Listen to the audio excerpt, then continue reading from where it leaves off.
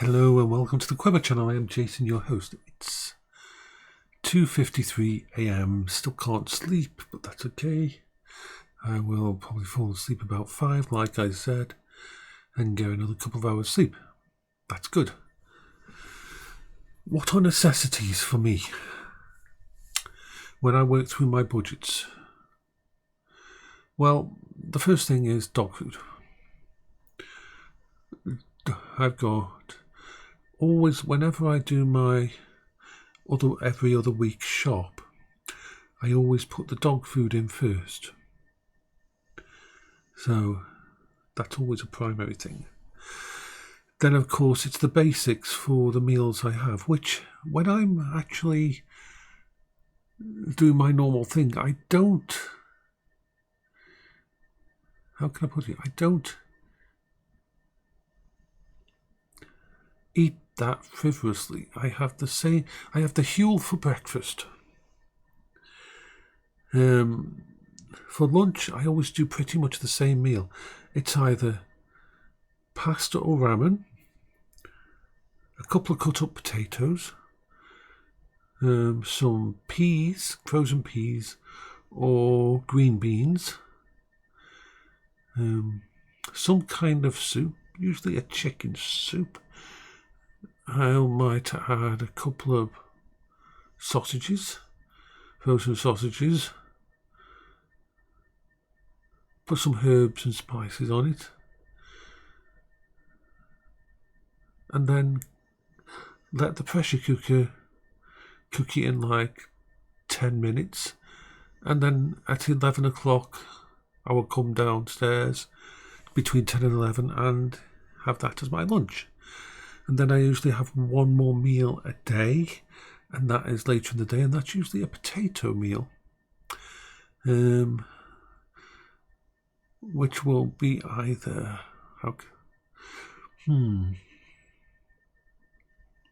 usually it's potatoes, some kind of veg, and I'll have it with tuna, or I'll have it with a pie, or I'll have it with some meat that I've cut. So that's my normal meal every single day, unless someone is here. That is just the way I think. I don't eat crisps. I don't eat chocolate biscuits or anything. Very rarely have any sweets in the house. And I usually stop eating about 3 p.m.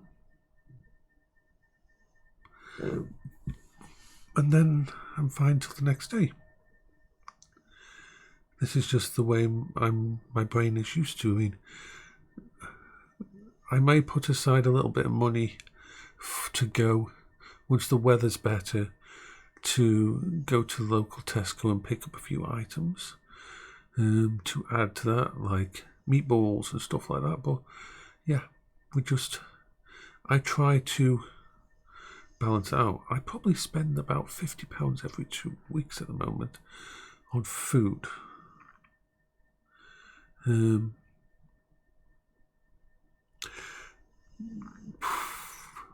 What else? Necessities. One of the big necessities is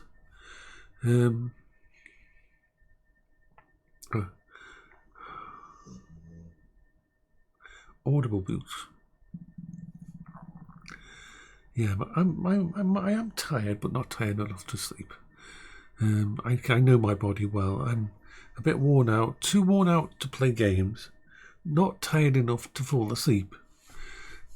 So yeah, but Audible books. To some people, this would be a luxury. Oh my God, these have been there for me since 2019, even before that, because before my wife died, she put together. I didn't use Audible books much. I would use it for about an hour a day, and it was a specific hour of day, because when Paola had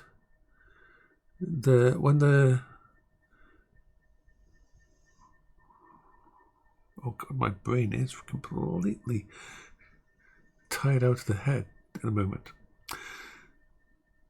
I'm usually more alert than this, but this is the bad thing about doing a vlog at this time. But if I don't do a vlog at this time, I won't get to sleep because there's stuff going on in my head.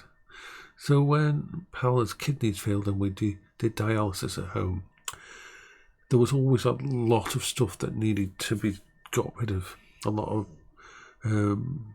cardboard and stuff. And I know it's bad for the environment, but at the time, for about an hour every day, I would be outside in the backyard burning up some cardboard and crap, because otherwise we would have been overrun with. Imagine every single day you have a box like this, like a cardboard box, big cardboard, thick, double thickness cardboard box like that, so it doesn't even go about 1 foot deep and about, I would say, 3 foot wide and then 2 foot depth. That was 1 day's worth of the liquid that had to go through the dialysis system. 1 day. 1 day's worth of it. There was usually 3, something like 10 kilogram bags. No. Because what would happen is the dialysis system, how it worked is, during the night it would circulate these liquids through Paola's peritoneal area of her stomach, and that would draw in the toxins from the body and from the blood and allow a body to function. It acted like basically a set of kidneys. And so every night, every day we had that. And then as well as that, you had a completely fresh new box on top, which had, well, I've just noticed that it's glitching up a lot. Interesting. Anyway, it's so easy for my brain to just get distracted by stuff. But so we had about 3 boxes every day, because every piece of the stuff that went through the dialysis machine was single use. You couldn't reuse it because of the infection chance. So massive amounts of rubbish every single day. And even though we were given a secondary bin, actually the local council gave us a second bin to fill the stuff. It was filled within a day. So I couldn't go to the local recycling place. It would have just piled up. One of the big problems with doing dialysis at home, literally a room this size, this room in the other house. When Paola's on dialysis and she slept downstairs in the living room. This room, because these are the same kind of property as the one where we used to live next door, this entire room was piled high with boxes, because we had to have at least 30 days supply of every component for the dialysis machine. So literally this entire room was thinking I was in the equivalent of the little bedroom is where I had my computer and everything, and my little small bed. So that was how I lived. It's had to be that way because we had so much stuff. And so I would use every night before I was going to set Paola up for stuff. I would go outside in the backyard and I would burn some of this cardboard. And so that hour while I was sitting outside, trying not to think of, I should be inside, I should be looking after Paola, I shouldn't be out here. Is Paola okay? Even though she was only like inside the house and she had her phone and everything. And sometimes she'd come into the kitchen to wave at me in the backyard while I was doing it. Because that was just before I had to set her up for the stuff for the night.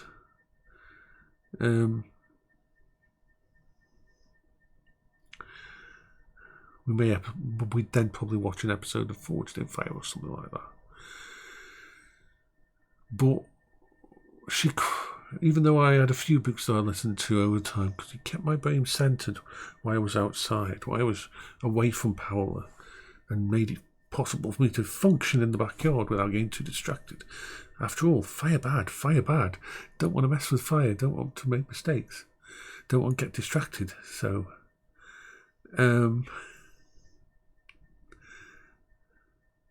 she bought and correlated something like 40 different books that I went through after she died.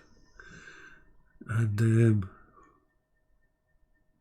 she even pre-ordered some stuff like Jeff Wayne's War of the Worlds, and the Audible book, brilliant one, and things like that.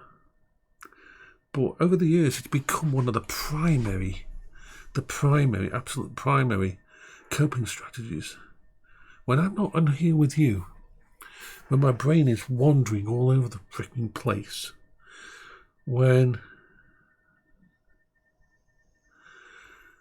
I have to go from here to the bathroom, when I have to go from here downstairs.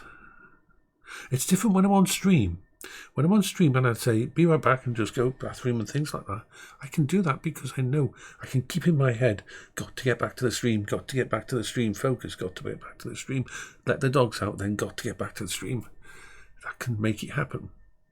But most of the time, when I turn off this, when I turn off Discord and all of that, the first thing I do is grab my phone and either listen. Sometimes I like to listen to it without ear things in. My ear things are on charge over there. But sometimes I like to just listen to it with the phone. And so I will just turn it on as soon as I get up, go do everything I've got to do, and then come back. And then if I do a video or if I go on Discord and that, I turn it off as soon as I get to that point. So it's become a prime thing. And when I'm working on computer, when I'm trying to sort out stuff on my AI models, Audible book is running. When I'm fixing one of my computers, Audible book is running. When I'm doing the laundry, Audible book is running. So I can go through a book. Books can be between the book I'm listening to at the moment is book 9, I believe, book 9 of He Who Fights with Monsters. And yesterday, He Who Fights with Monsters 9. I started this yesterday, about midday, and I've used 6 hours of it up now. There's another 20 hours, 8 minutes of that book. It'll probably last me for 3-4 days if I don't have a bad day. And see, if I have a bad day, then I can just sit down and listen to that all day. It helps get me through a bad day. But usually it's about 4 or 5 hours a day. And so it's a necessity. And I was just working out how many books do I need to buy per month. Well, I have a subscription for Audible, which gives me 1 book per month. 1 credit to buy a book per month. And yes, I do own all those books. If I stopped my thingy, I would still own all those books. And so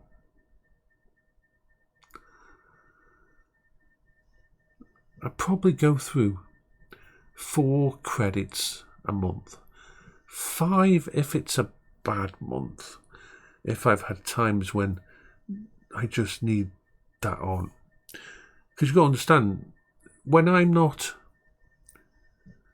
there on the Quingo, which I won't be doing at the moment until it warms up, when I'm out there on the Quingo, when I'm not doing a vlog, if I've decided I don't need to do a vlog until I'm out there somewhere, the time for my leaving my house, well, the time before I leave my house, while I'm setting up all my stuff for the Quingo, when I get on the Quingo, when I get out of the garden, when I go out, and all these things, an Audible book is running in the background, keeping me focused before I start vlogging and talking to all of you on that. So it's pretty much a necessity having that. I have a backup, if you're wondering. I do have a backup. I have downloaded nearly every available free book on the archives, the internet archives and stuff like that. All the old ones from the 1950s, 1960s, 1970s, even books that are out of copyright and that you can just download and that are public domain. And I can have my AI read them to me. And that's a backup. That's an offline backup. So, yeah. Audible books are amazing for me, really are. So I've been rambling, and I want to go back to bed, but my brain's still functioning. Not functioning well enough for me to play a freaking game, though. I couldn't turn on Star Trek Online or do some of that. I couldn't do a stream. I don't want to go on Discord and talk to anybody. My brain's in that frazzled, half wanting to go thingy. I keep looking around my room to see if there's anything I can rebuild or take apart, just to get rid of this energy that's in my head at this time in the morning. This is why it's so hard.